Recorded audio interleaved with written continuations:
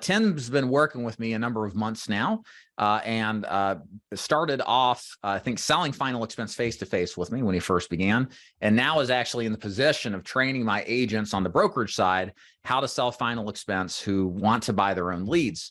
So one of the big things we did, as some of you guys know, is at the turn of the year, we transitioned how we do business into a much more intensive approach towards training agents to become top producers. So I've hired several agents who've worked for me internally for a while and who have managerial experience, also success in selling over the phone or in person, and basically put them in positions of responsibility to train agents.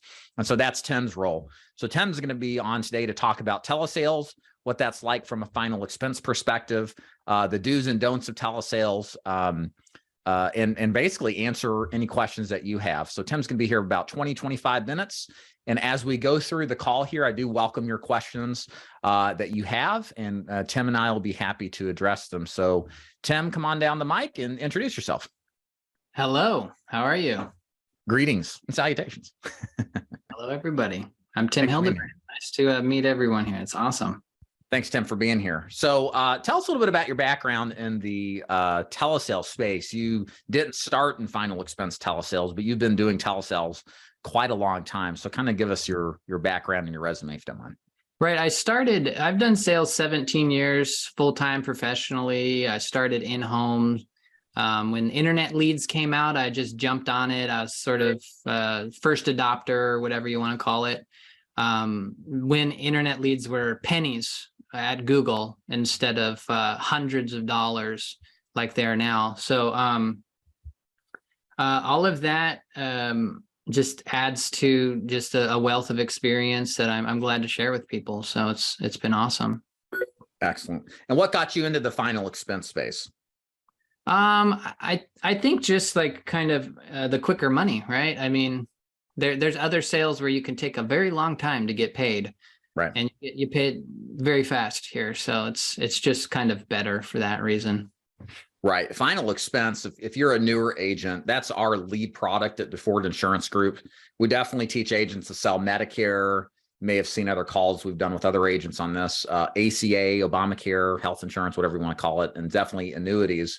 But the vast majority of agents that start in insurance need a product that they get paid on quickly. The problem with a lot of different insurance products is the speed at which you get paid. Although they may be great products, they either have long sales cycles, like an annuity pays great, but it can take months to get something issued to go through suitability and all that. Or it's a residual-based product that takes years and years of effort before you show, a significant income, like a Medicare ACA product. Most agents are better served by starting with a life insurance product, and final expense is great. Because it's a one-call close, there's tons of prospects out there. And if you are trained up the right way, as we'll kind of get into to kind of describe what we do and how it works, there's a great opportunity to go help a lot of people. There's a lot of people that don't have enough coverage or don't have any at all, and they need somebody to approach them because, let's face it, a lot of people wait till the last minute to do anything about it, as you will find out very shortly after getting into this business. So give us a rundown on telesales. So the big push, Tim, in the past couple of years with the COVID lockdowns, the trend now is to transition into more of a remote capacity. Like all of our family or mutual friends are working from home now. So it's definitely a thing now that it really wasn't even, 3 or 4 years ago. What are some components of success that agents need to have in order to be successful selling over the phone? Well, Dave, that's going to take me 10 sessions, but the overview is that you're gonna, just like in home, you're gaining the trust of that individual. They have to believe what you're saying and believe in you. They have to like you. So trust is number one, likability is number two, and then saying the script correctly, sticking to the script is number three. You don't want to innovate the script. You want to stick to the script. But the script is a tool that if it'll get you some trust if you say it right in the right way. But it's not going to get you the sale. Your trust, getting trust from the consumer and them liking you is what's going to get you the sale on the phone. And we do that through an intonation, like your tonality. What you really sound like on the phone is hyper important. Like if I'm face to face with you, I might not sound like this. I could be a lot more bland. You can read all the body language and you can understand my face and all that, but you get nothing but my voice on the phone. And that's it. So in order to do that, it's pacing, emphasis, getting away from monotone. Instead, you pitch your voice up a little sometimes, or down if you're being more serious. And it's like an act, it's like a play or a role that you have. And in that way, it's very different than being in the home. Right. And guys, if you have questions about telesales, like how to sell over the phone successfully, how to rebuttal objections over the phone, this is a great opportunity to throw those questions in the chat. If you have questions about final expense leads, kind of think of this as an all-inclusive final expense telesales Q&A. Feel free to throw those in the chat as we go. And I definitely agree, Tim. It's performing the script, really, isn't it? It's not reading the script, because when you're over the phone, like you said, you're at such a lack of communication, right? We take for granted this even on Zoom, body language, right? You just have tonality and your inflection of your voice. What do you think, listening, and you train a lot of agents in our agency that come through, many of which turn successful. What do you think are the biggest things or issues that new agents need to iron out when it comes to telesales? Expressing your explicit concern, care, and empathy for that other human being on the phone, because they cannot feel it from you. Extrapolate, please. In home, they can feel that you care about them. They can feel it. And it's huge. But on the phone, they cannot feel that you care about them. And if you care about them, they'll like you. They'll trust you. And if they can't feel that from you, you're not going to get the sale. I'm sorry. You're going to get lucky, and it's not going to be enough to profit. So we need to make more sales in order to profit. And the way you do that is to explicitly express your care. And the script is beautiful to set you up like a T-ball to knock it off the thing. It's not hard to find the spot when you know where it is, especially with the emotional why questions. They say, I had a funeral, and you say, oh my God, are you okay? How are you? How are you doing with that? You're okay? Good. Oh man, who was it? How long ago was that? Oh yeah, that's so hard. You know, I just had a funeral X amount of years ago, and it was so difficult. I'm just barely getting over it. How, you said 2 months? Oh my God, I'm so sorry.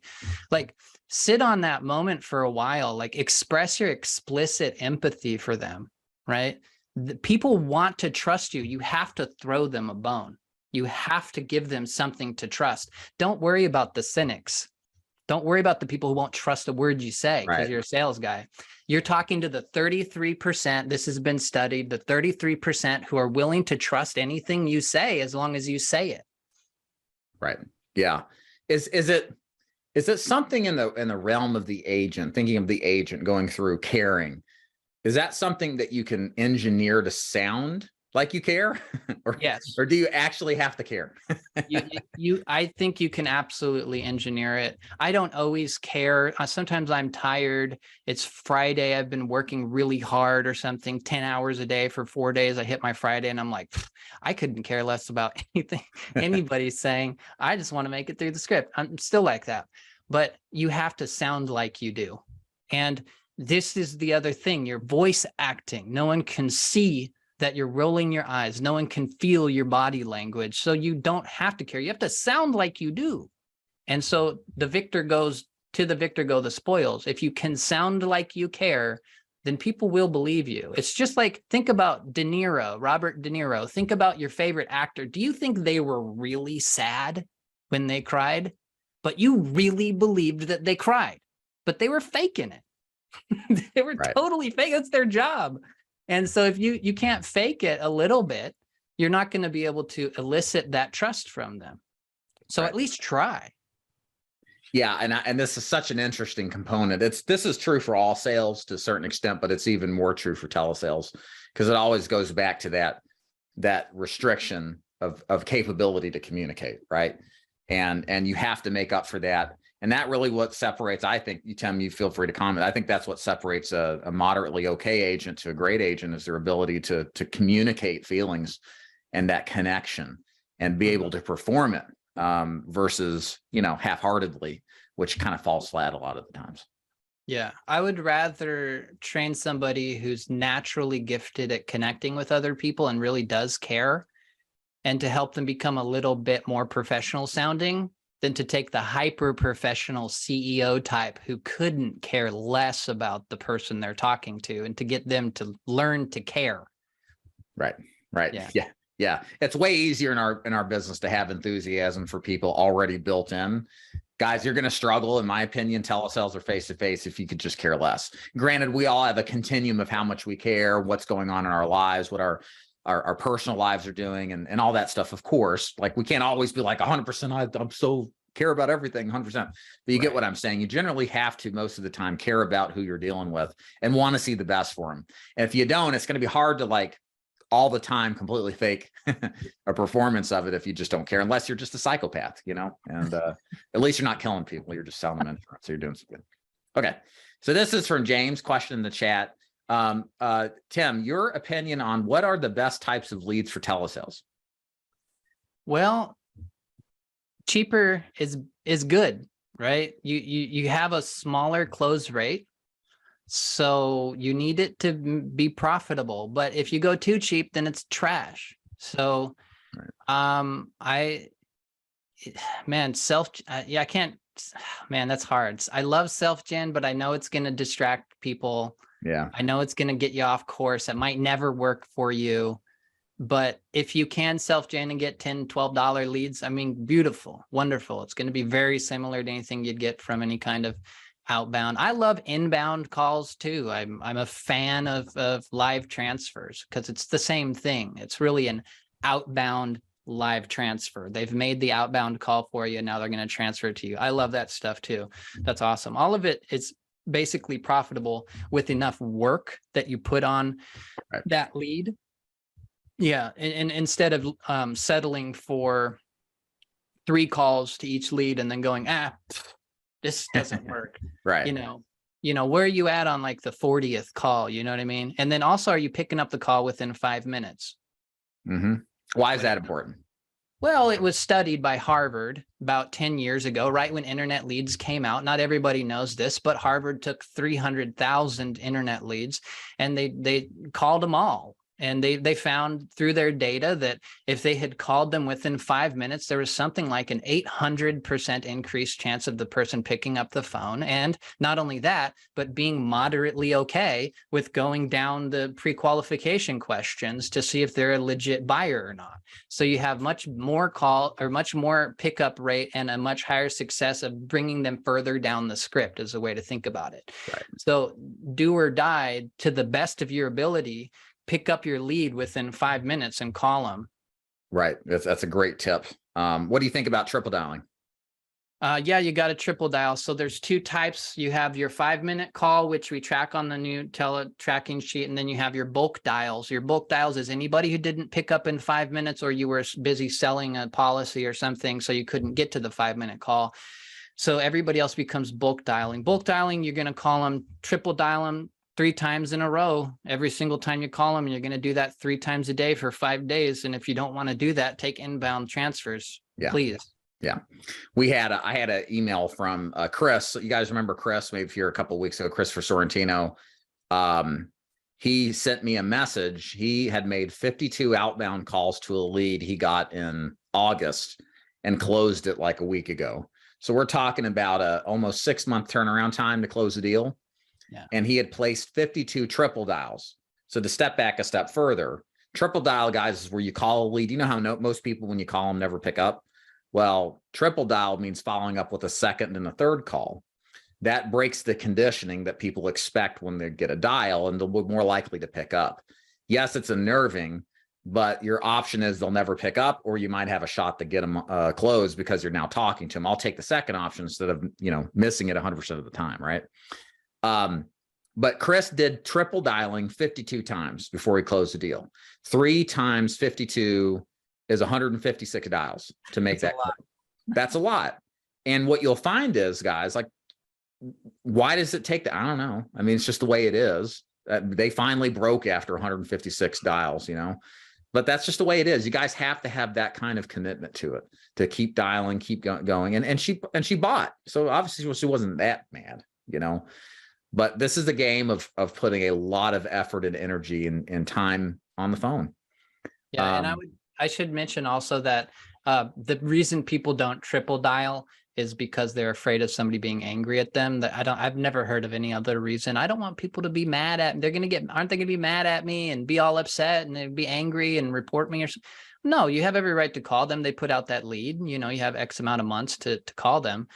And the reality is that the script is so good that if you do it right, you'll calm them down just as fast as anybody else calms down. So don't worry about that. If they hate your guts, they'll say DNC me, and then you can stop calling them. You never have to call them again. Which, you know, the thing is that, well, I would love to just pick up the phone and a person actually answer, but they don't. I don't. You know, I mean, how many of y'all pick up the phone on unrecognizable numbers? Nobody really does anymore, unless they call a couple of times and are pretty insistent, right? So it's just a function of the business when you call outbound and you're not getting leads sent to you. And how many of those types of leads, so let's say Facebook leads, Tim, we'll stick with this, continuing with this gentleman's question. How many of those types of leads would you start with per week? Full-time or part-time? Let's say full-time, you're looking at probably 75 to 100, but you have to gauge for yourself. Are you really going to be able to call that many leads that many times? Are you actually game for it? Are you down for it? Because if not, you need to tune it down. Otherwise, you're gonna get so many leads, and you can buy so many leads that you only call them 3 times, and you just feel overwhelmed, and you're not getting any sales. You have to tune it into where you're at, but tuning it down doesn't mean 50. So somewhere between 75 and 100, if you're full time, is a very reasonable number. You can get swamped on 100. You really can get kind of overwhelmed. But part time, you know, I'm not a huge fan of just part-time outbound sales, because I feel like you're going to buy 25 leads and it's not going to sell, because in 100 leads, all your sales might be in the top 80 and 90. It just might be math might work against you, and you bought 20 and nobody was in it. You know what I mean? Yeah.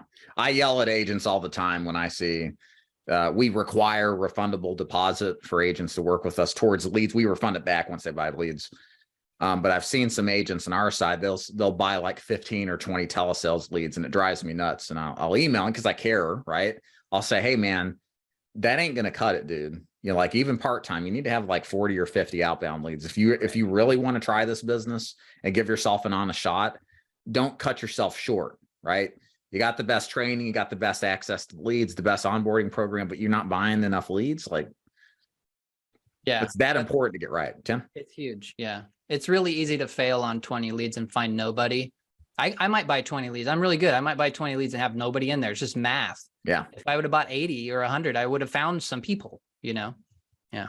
Thoughts on live transfers? Which ones you like? Yeah, I like live transfers for sure. They come in varying qualities. You know, I'm really interested in potential future, you know, things that are going on, but data lot's really good.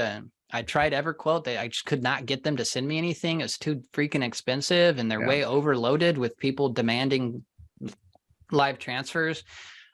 Just, you know, live transfers aren't your magic bullet, by the way. You still get totally disinterested people calling and talking to you, and bad transfers and stuff. It's not like all of a sudden everybody's going 1-800 buy life insurance. Hey, I want to buy. Did you sell it to me, please? That's not live transfers. They're outbound. They're getting bothered. They're getting swamped with calls. They're like, oh, why are you calling me? Ah. And they warm them up a tiny bit, and then they transfer them to you, and they're still like, oh my God, I'm so busy. I got to get off this phone. Yeah. What do you want? You know, and it's like, you know, the Duford script works perfectly well for that. You just truncate, change out that first paragraph, and otherwise it's totally perfect. Yeah. Yeah, the live transfers appeal to all the lazy agent and all of us, right? The idea of us sitting around in our underwear, not even calling people, just taking calls, you know, selling them over the phone. It's a wonderful idea, and it's not that it's bad or it doesn't work, but it's not the thing that is riskless or doesn't have difficulty. You still have to convince strangers to buy. You still have to go through the same sales process. You still got to do the same tonality and stuff. And what I've found personally in my business model, we've recruited telesales actively since 2020. The hardest lead to consistently get year over year or even month over month is a warm or live transfer. TV leads are just ridiculously expensive. If they're not, they don't have a buffer on them. You're automatically charged when somebody drunk dials you and they're not interested in insurance or just goofing off, and they're like 60, 70 bucks a lead. Some of these live transfers, 10 mentioned, or even higher, and it's just, again, not discouraging you so much as it's just a reality. You're either going to buy a lot of outbound leads that are generally cheap, or you're going to buy a few live transfers. And it's just, there's pros and cons to both, Yeah, it's definitely pros and cons for sure. And it's not all roses on the live transfers. If you're thinking, oh, I want to get live transfers, that's going to be the easy road. It's the same road, you guys. It really is the same thing. It's the same conversation. And if you're bad at it and you don't get trust or likability from the person, they won't buy from you on a live transfer either. You gotta still do the dance. One thing I do think that's superior with outbound is that you have more control, in my opinion, of actual live conversations.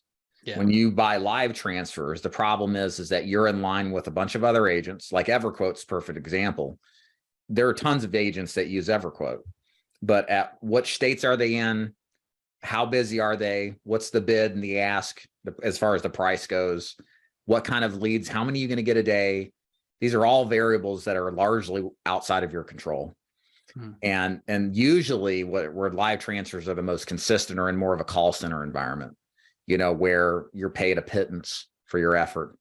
And then that brings a host of other issues. So anyways, long story short, if you get good at outbound and you just suck it up and do it and get used to the grind, the nice thing is you're now in full control of how many calls you make, how many people you talk to. And as you get better and better selling, I mean, outbound's where it's at, I think, for a lot of independent agents, at least. Absolutely the gospel. That's true. Is this being recorded? Sure is. Yeah, we'll have the recording of this into our agency group probably next couple of days, and then the insurance sales success forum next couple of days. Hey, April, when I purchase leads for final expense, are they one at a time or is it in bulk? You definitely purchase them in bulk. So you'll buy them from a vendor at 50, 75, or 100, roughly thereabouts. But yeah, you're not buying one for sure.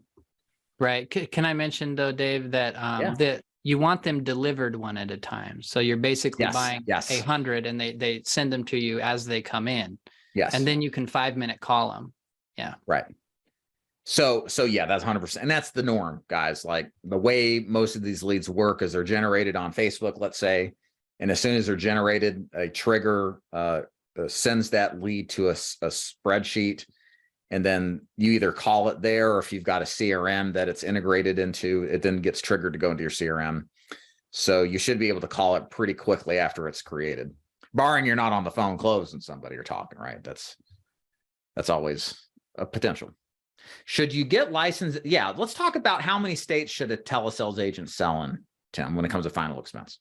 Yeah, sure. So outbound, you could have a few, just like Dave says, you don't need 20. Inbound, you might need 20. Mm-hmm. Yeah, I have 22 states. That's why inbound works really well. When I had 15, it was like, I might sit for an hour and not get a call.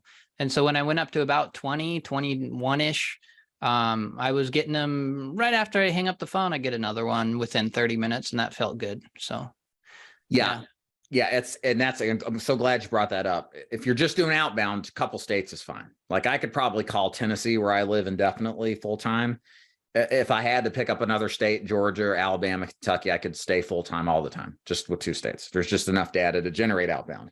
When you're doing inbound, again, it just takes more data. It takes more time. It takes more geography. And the better agents that do well with inbound, spend $1,000 to $2,000 on non-resident licenses of approximately 24 states.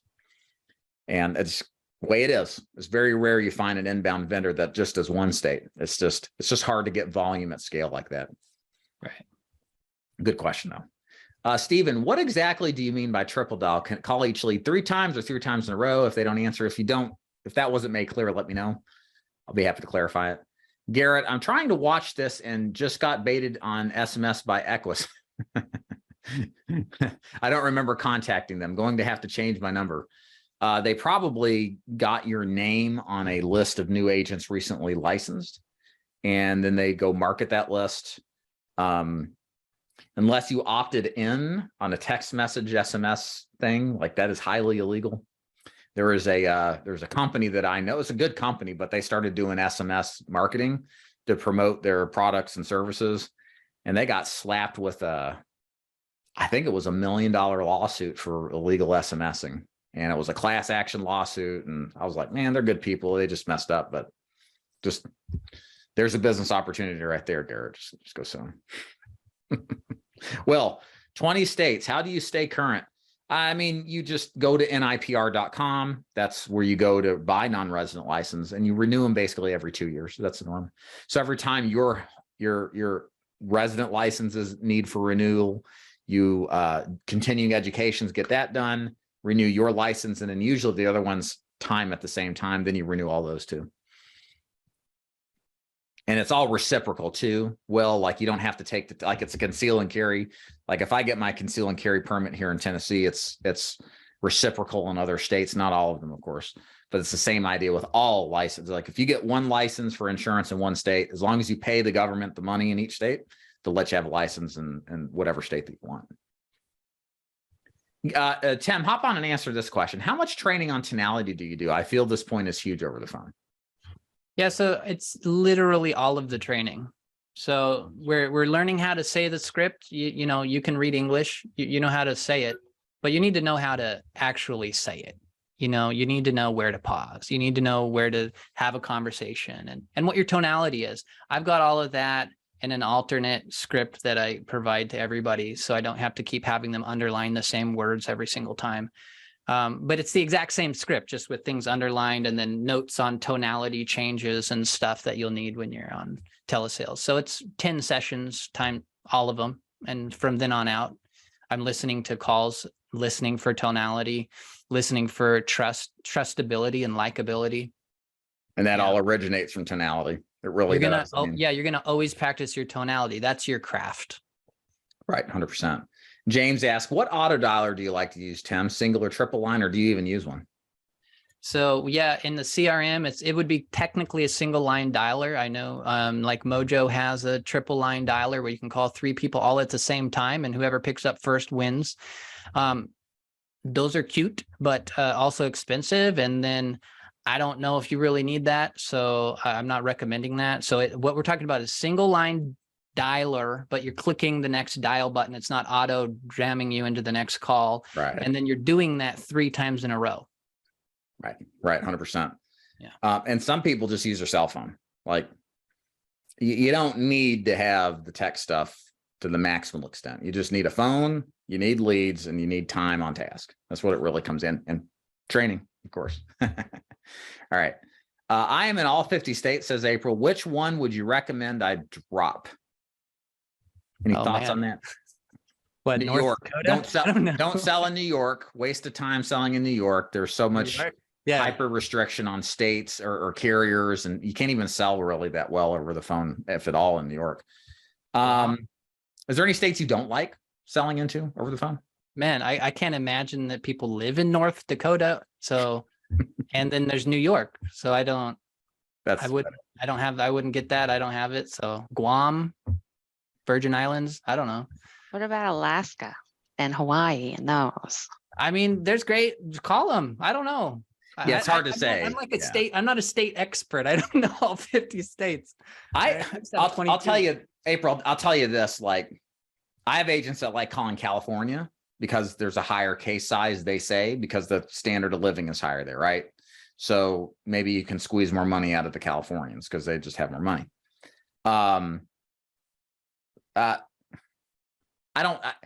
To me, it's like, where do you stay out of more than where's best? You know, I don't really think there's some honey hole where all the good prospects are. I think we finally closed an Alaska deal. Chris did the other week. And like, that's the only one we've had in years, you know? So I don't know. People die up in Alaska, you know? So yeah, it's one of those things you do have to try. I just know that I've had them for so long, and I keep renewing them, and there's so many that I don't think I've ever spoke to anybody in those states. Yeah. So here's another thought. The reason I would keep a state is if I were planning on calling late and I was in a different time zone. So if I lived in Tennessee, I'm in Eastern Standard Time Zone, and I wanted to make calls up to 12 o'clock at night, I call Hawaii and California because they're on Pacific and Hawaii time, right? So that's a reason to keep a state, right? So I can work a batch of leads that allows me to be on task longer. So that may be another reason to consider. But for me, it's just, it really doesn't matter. Now, if you're doing inbound leads, I would say get the big states, get Texas, get Florida, get California, Georgia, Ohio, Michigan. PA is a little funny with replacements. Yeah, it's a little weird. Yeah, kind of avoid that. I would say Illinois is very expensive non-resident. I think they want like $400 for non-resident license. Get that. Yeah. And I kind of start there. Arizona, throw that one in the mix too. That way, you know, when they're doing live transfers, you got so much more population per state, right? Than versus say, you know, Kentucky or West Virginia, which they're probably good states, but less likely to get leads from. Do more prospects pick up in the evening hours? Let's wrap this up here, Tim. We're almost out of time. So I've got time if you want another 5-10 minutes. We'll quickly do this here and then we'll wrap it up. So do prospects pick up more in the evening hours or in the morning? I don't think so. I think seniors are pretty much awake whenever. So I don't think so. Get them out of bed, call them at 8. Yeah. They need to buy this stuff. Yeah, don't make excuses. Just pick up the phone. Yeah, that becomes an excuse. Oh, I'll wait till tonight. No, just call them now. Yeah, this whole efficiency versus effectiveness thing, it's always a pet peeve of mine. Yeah. What's the best way to get the most sales? Picking up the phone. But what about 8 o'clock in the morning versus 8 o'clock at night? I don't know. Pick up the phone. It always goes back to the action. And ultimately, the people who are obsessed with efficiency aren't doing what's effective, which is calling. So in other words, y'all, don't worry about the small stuff. Worry about what matters the most. First things first, pick up the phone and dial. Scripting. We have scripting, Rich, in the freebie section on the Insurance Sales Success training website. You can go get not exactly what Tim does with the tonality. That's for our agents only, but you can get a very similar script that we use there if you want to check it out. Which carriers do you start with to cover the basic variables? And I'll answer that. We like Prosperity Life, just a good overall telesales carrier. Guarantee Trust Life we use sometimes for near guaranteed issue. Also, Great Western for guaranteed issues, very telesales friendly. These are all telesales basic carriers. And then who else do we use, Tim? Guaranteed Trust Life, Great Western, Prosperity, Liberty Bankers. Yeah, Liberty Bankers sometimes. Yeah, just kind of, it's a good niche carrier for young people, COPD. And then we'll add more carriers to an agent over time. But what we don't want to do, very important, is to overwhelm you with too much. It's already overwhelming anyway. But by adding unnecessary numbers of carriers that you'll feel responsible to know, you extend your time to actually take flight. And so we get you started with the minimally acceptable. Once you get traction, you start putting the hours in, you start making the calls, you get results. We want you to add more carriers, you know, as you become more comfortable with the system. I was thinking more of calling the East Coast from the West Coast. Sure. Yeah. Yeah, you can do that too. If you want to get up at 6 a.m. and start dialing, you know, California time into East Coast, that works too.